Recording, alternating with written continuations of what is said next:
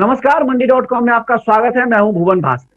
किसान उत्पादक संगठन यानी एफपीओ भारतीय कृषि परिदृश्य के लिए उम्मीद की एक नई किरण बनकर उभरे हैं। ये वो मॉडल है जो छोटे और सीमांत किसानों को भी बाजार की आंख में आंख मिलाकर खड़ा होने की हिम्मत और क्षमता देता है।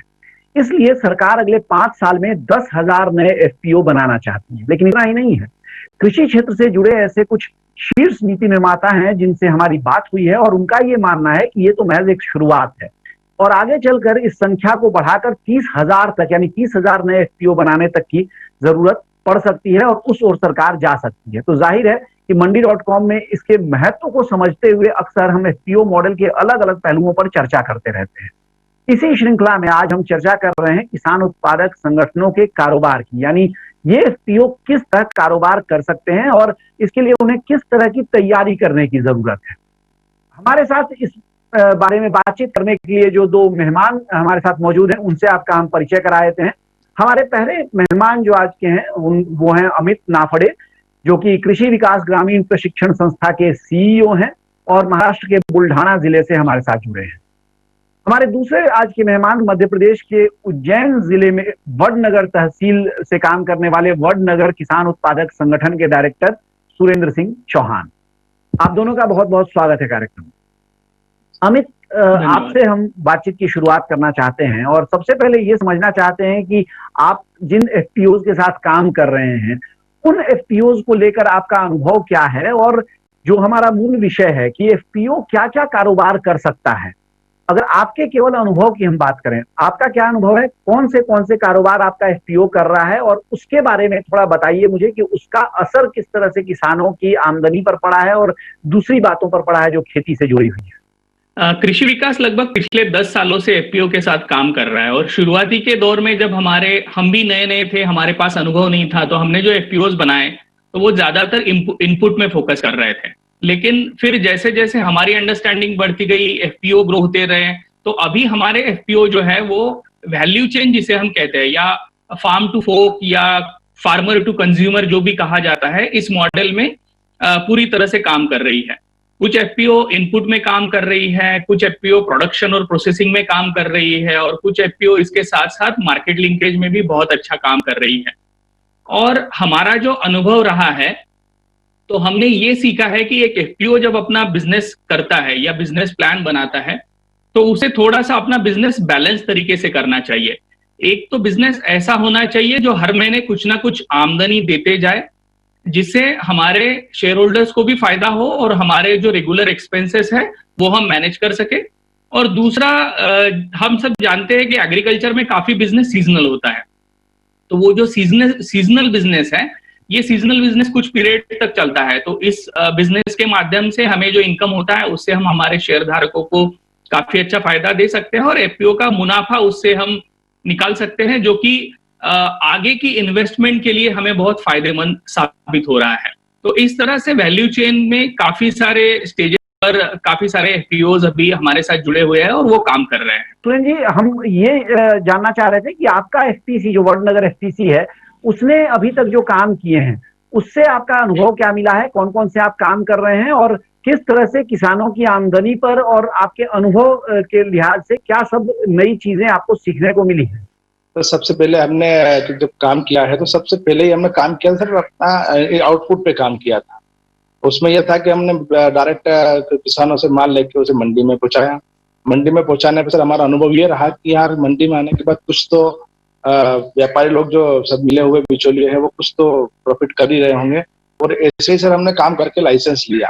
लाइसेंस लेने के बाद सर हमारा अनुभव ये रहा कि हाँ, कुछ किसानों को फायदा जो है 10% का लगभग आउटपुट में मिला। सर ऐसे हमने इनपुट का शॉप भी ओपन किया और इनपुट का शॉप ओपन करने के बाद सर लगभग हमने किसानों को 12 से 15% का मुनाफा दिया। सर इससे ये किसानों को एक और अनुभव ये रहा हमारा कि सर किसानों के सारे काम कर सकते हैं। किसान अगर संगठित होकर काम करें तो किसान ऐसा कोई काम नहीं है जो नहीं कर सकता है। जो किसान से जुड़े हुए सारे काम करना चाहें तो कर सकते हैं। किसानों के लिए सबसे बड़ी दिक्कत भी यही होती है कि खेती तो करना वो जानते हैं, लेकिन जब कारोबार की बात आती है तो उनके हाथ पांव फूलने लगते हैं कि कैसे किया जाए। लेकिन वडनगर का जो अनुभव है उसके आधार पर, जैसे सुरेंद्र कह रहे हैं कि उनको ये समझ में आया कि किसान भी कारोबार कर सकता है, और साथ ही उनको ये भी समझ में आया कि जो सबसे ज्यादा बड़ी जरूरत उनकी है इनपुट की, यानी खाद की, बीज की, कीटनाशकों की, उसमें किस तरह से उनसे बहुत ज्यादा पैसा लिया जाता है, और इसलिए केवल इनपुट में ही उनको 15 से 20% की बचत वहीं पर से होनी शुरू हो गई, जैसा सुरेंद्र कह रहे हैं। वडनगर एफपीसी का ये अनुभव था। फिलहाल वक्त हो गया एक छोटे से ब्रेक का। ब्रेक से लौटने के बाद हमारी ये चर्चा जारी रहेगी। बने रहिए हमारे साथ, देखते रहिए मंडी डॉट।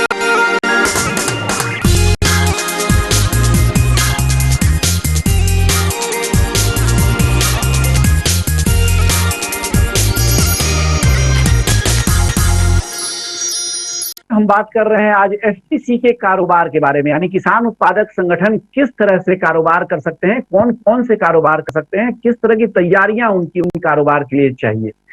इस पूरी चर्चा को अमित हम दो हिस्से में अगर बांट दें, एक तो जब फसल की तैयारी है, फसल जब खेत में है, और दूसरा जब फसल की हार्वेस्टिंग हो जाती है, यानी जब उसको लेके हम बाजार में आते हैं बेचने के लिए।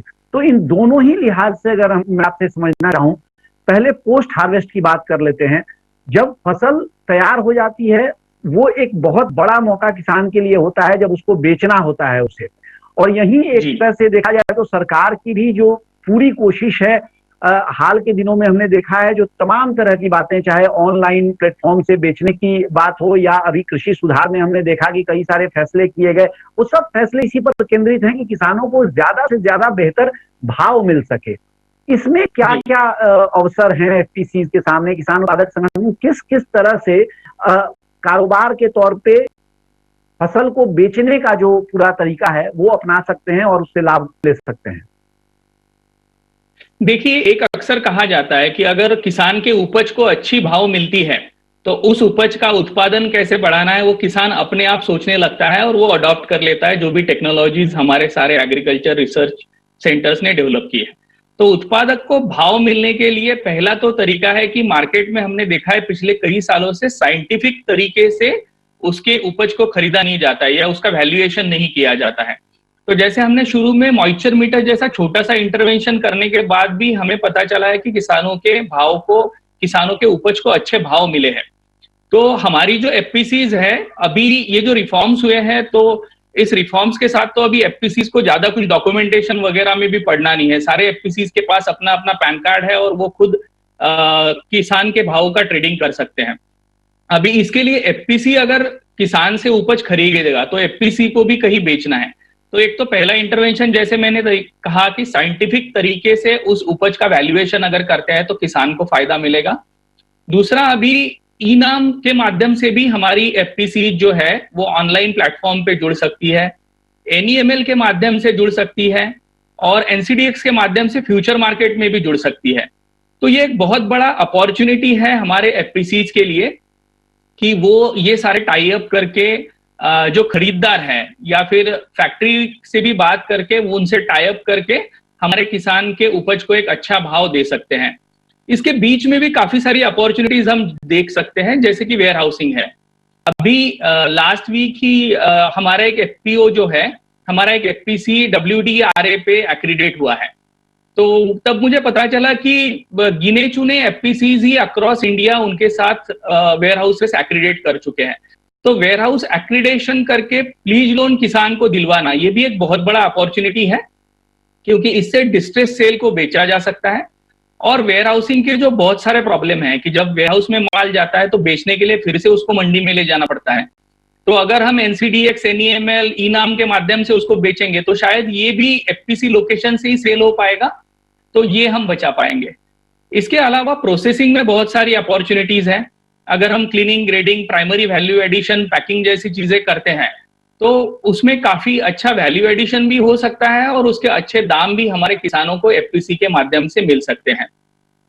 तो वैल्यू एडिशन में अलग अलग तरीके से वैल्यू एडिशन हो सकता है। एक सिंपल क्लीनिंग ग्रेडिंग का वैल्यू एडिशन है, उसके साथ साथ अलग अलग प्रोसेसिंग है। फिर मिल्क जैसे कमोडिटी से हम काफी सारे प्रोडक्ट बना सकते हैं, या पल्सेस से या किसी से भी हमारे काफी सारे प्रोडक्ट्स बन सकते हैं। प्रोडक्ट तो सारे मार्केट में है, तो एफपीसी को समझना है कि प्रोसेसिंग कैसे करना है, और टेक्नोलॉजी भरी पड़ी हुई है। सारे लोग एफपीसी को अभी सपोर्ट करने के लिए सामने आ रहे हैं।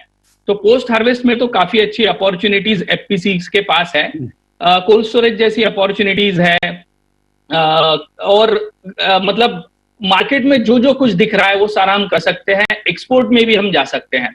मेरी सलाह ये रहेगी कि पहले डोमेस्टिक मार्केट समझा जाए, कैप्चर किया जाए और फिर एक्सपोर्ट के बारे में जरूर सोचा जाए।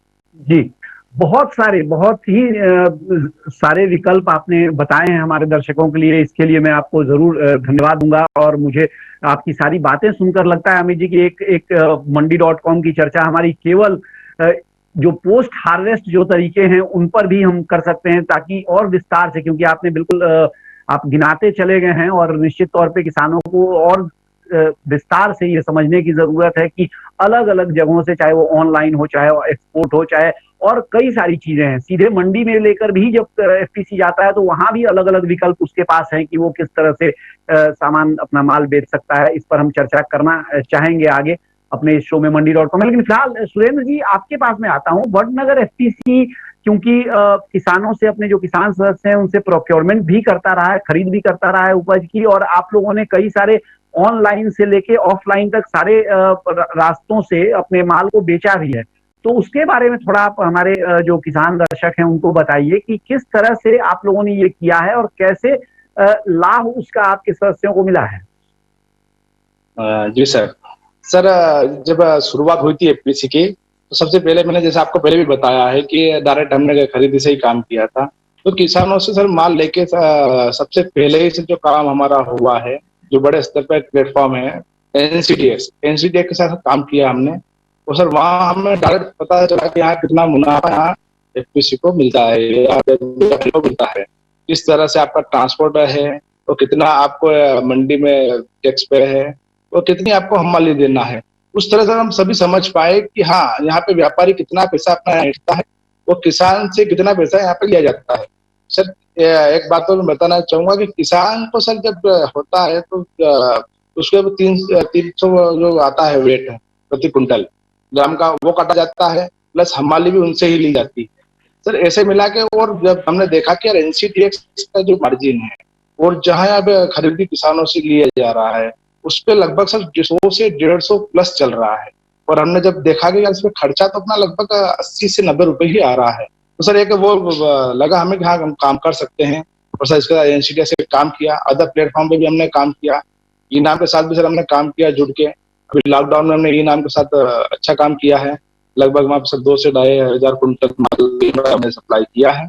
पर वो सर डायरेक्ट व्यापारी को दे पाए हम, क्योंकि एक बड़ा प्लेटफॉर्म हमारे साथ जुड़ नहीं पा रहा था। जी सर, काफी महत्वपूर्ण बात है कि लॉकडाउन के समय में भी जैसे ई नाम का उपयोग करके आप 2,000-2,500 क्विंटल का माल बेच पाए। तो ये ऑनलाइन माध्यम की ताकत है, जहाँ की आप बहुत सारी चीजें जो दूसरों पर निर्भरता है आपकी खत्म हो जाती है। ये चर्चा हमारी जारी रहेगी फिलहाल मंडी.com में, लेकिन फिलहाल वक्त हो गया है एक छोटे से ब्रेक का। बने रहिए हमारे साथ, देखते रहिए मंडी.com।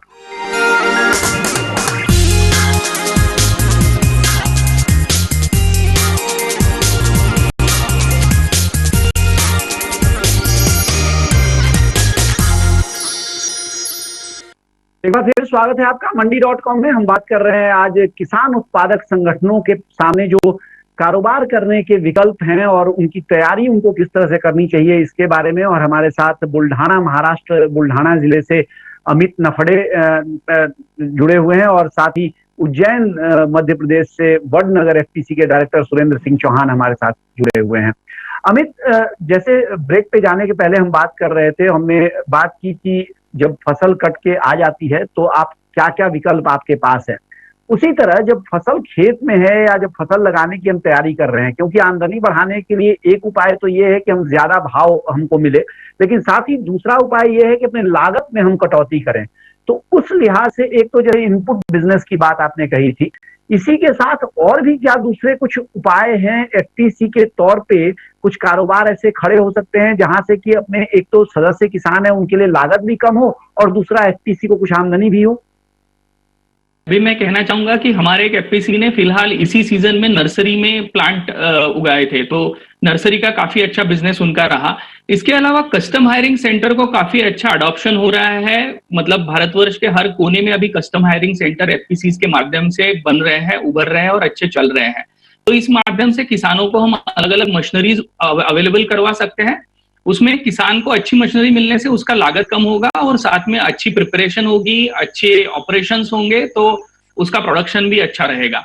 इसके अलावा हम जब उत्पाद की बात करते हैं तो एक तो ट्रेडिंग है इनपुट सेंटर के माध्यम से, उसके अलावा प्रोडक्शन भी हमारा एफपीसी कर सकती है। मतलब सीड का प्रोडक्शन हो, बायो फर्टिलाइजर का प्रोडक्शन हो, बायो पेस्टिसाइड्स का प्रोडक्शन हो, इवन रेगुलर फर्टिलाइजर पेस्टिसाइड्स में भी काफी अच्छे विकल्प सभी आए हुए हैं जिनके ट्रेडिंग के माध्यम से एफपीसी अच्छा बिजनेस कर सकती है। जब हम प्रोडक्शन की बात करते हैं तो किसानों को लोन की जरूरत होती है, किसानों को एडवांस की जरूरत होती है, एग्रो एडवाइजरी की जरूरत होती है। तो ऐसी काफी सारी जरूरतें जो हमारे किसान की है वो भी हम फैसिलिटेट कर सकते हैं और उस माध्यम से एक तो हमारा एक बिजनेस भी हो सकता है, साथ ही हमारे किसानों को एक अच्छी सुविधा अगर हम देते हैं तो उनकी प्रोडक्शन कॉस्ट कम करने में और प्रोडक्टिविटी बढ़ाने में हमारा काफी अच्छा योगदान इसमें रह सकता है। इसमें मैं एक बात कहना चाहूंगा, जब हम एफपीसी की बात करते हैं तो अक्सर ये कहा जाता है कि everyone's responsibility is no one's responsibility.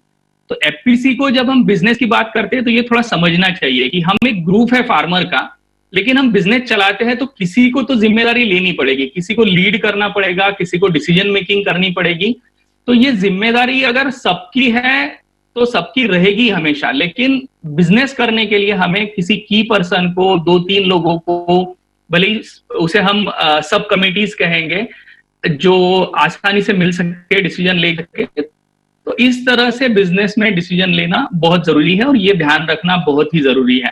तो प्री हार्वेस्ट भी काफी सारी अपॉर्चुनिटीज हैं और जैसे आप कह रहे थे कि पोस्ट हार्वेस्ट के लिए एक सेपरेट सेशन होना चाहिए, वैसे प्री हार्वेस्ट में भी इतनी सारी अपॉर्चुनिटीज हैं कि शायद ये 2 मिनट में कवर करना बहुत ही मुश्किल है। There are ample opportunities for the FPCs. जी सुरेंद्र, आप बताइए हमें कि जो बिजनेस आपने किया है, और क्योंकि आप किसान हैं, खुद एफपीसी के डायरेक्टर भी हैं, किसान भी हैं, और आपने सब चीजें देखी हैं बिल्कुल शुरुआत से आपके एफपीसी में, तो कौन कौन सी सबसे बड़ी मुश्किलें जब एफपीसी कोई कारोबार शुरू करता है, तो क्योंकि जैसा अभी अभी अमित कह रहे थे कि एक बहुत बड़ी समस्या तो ये होती ही है कि जब आप कलेक्टिव रिस्पॉन्सिबिलिटी, एक सामूहिक जिम्मेदारी जब लेके चलते हैं तो फिर किसी की जिम्मेदारी नहीं रहती है। तो ऐसे में क्या आपको लगता है एफपीसी में क्या क्या आपका अनुभव रहा है, क्या क्या मुश्किलें शुरुआती होती हैं और किस तरह से उन मुश्किलों को आप लोगों ने खत्म किया? जी सर, ये बिल्कुल सही कहा सर ने। सर एफपीसी में समस्या तो होती है क्योंकि किसान जब समूह बनाता है तो समूह में सर सभी के अलग अलग विचारधारा रहती है, सभी के अपनी अपनी सोच रहती है। किसी भी फैसले में लेने में सर 10 से 12 लोगों के कुछ अपने अपने तरीके होते हैं, वर्क करने का कुछ डिसीजन रहते हैं कि आप ऐसा काम करना है, ये वाला डिसीजन ऐसा रहेगा, इसको ऐसा करना है। तो सर वहां पे एक बहुत बड़ी प्रॉब्लम आती है उसे सोल्व करने के लिए कि यार क्या ये काम सही है। ऐसे डिसीजन के लिए सर बहुत सारी समस्या भी हो जाती है कभी कभार कि वो डिसीजन सही नहीं रहता है, फिर भी वो करना पड़ता है। तो सर ये जो किसान उत्पादक संगठन है, इसमें एक यह बहुत जरूरी है कि हाँ, एक किसी को जिम्मेदारी जरूर लेनी पड़ेगी। अगर वो जिम्मेदारी लेके काम करेगा तो एफपीसी बहुत ही आगे बढ़ेगी। सर यही प्रॉब्लम हमारे साथ हुआ था, 1 साल तक एफपीसी से कुछ काम नहीं कर पाई थी। डायरेक्टर में यही चल पड़ा कि क्या काम करना है। कुछ किसान बोल रहे हैं कि नहीं, अपने इनपुट में भी काम नहीं करते हैं, अदर में प्रोडक्ट काम करते हैं या फिर कुछ और करना है। सर ये छोटी मोटी समस्या आती रहती है, अदर समस्या बहुत ही है सर, लेकिन हाँ धीरे धीरे सोल्व हो जाती है। और एक सबसे बड़ी समस्या यही है कि किसान है, तो सभी की सोच यही रहती है किसान के लिए कि किसान है, ठीक है, देख लेंगे, हो जाएगा, कर देंगे। अच्छी सा समस्या है तो जी। लेकिन सर हाँ, इसका सोल्यूशन भी खुद किसान ही है। अगर किसान ने ठान लिया है कि बिल्कुल सर ठान लिया कि मुझे सही बात आपने कही कि सॉल्यूशन भी किसान ही है, और निश्चित तौर पे जो पूरा एफपीओ का कंसेप्ट है वो इसी सिद्धांत को मानकर चल रहा है और इसी सिद्धांत से पूरी समस्या का समाधान खोजा जा रहा है कि किसान की सारी समस्या किसान ही हल कर सकता है, किसान की अगुवाई में ही इसको हल किया जा सकता है। आप दोनों का बहुत बहुत धन्यवाद हमारे साथ कार्यक्रम में जुड़ने के लिए और अपने अनुभव और ये सारी बातें हमारे दर्शकों से साझा करने के लिए। मुझे पूरा विश्वास है कि जो किसान दर्शक हमारा ये शो देख रहे होंगे उनको कई सारे लीड्स मिले होंगे और आगे भी इनके और विस्तार से हम बातचीत करेंगे इन विषयों पर। आप दोनों का बहुत बहुत शुक्रिया कार्यक्रम में शामिल होने के लिए। धन्यवाद। तो ये थे हमारे आज के दोनों मेहमान जिनसे हम बात कर रहे थे किसान उत्पादक संगठनों के कारोबार के विकल्प और उनकी तैयारियों पर। फिलहाल अब मंडी.com से मुझे दीजिए इजाजत, लेकिन बने रहिए हमारे साथ, देखते रहिए डीडी किसान। आपकी राय हमारे लिए बहुत महत्वपूर्ण है। आप हमारे टोल फ्री नंबर पर कॉल कर सकते हैं और अपनी राय दे सकते हैं। साथ ही आप ईमेल के जरिए भी हमें अपनी राय दे सकते हैं। हमारा ईमेल पता है ncdexmandi@gmail.com।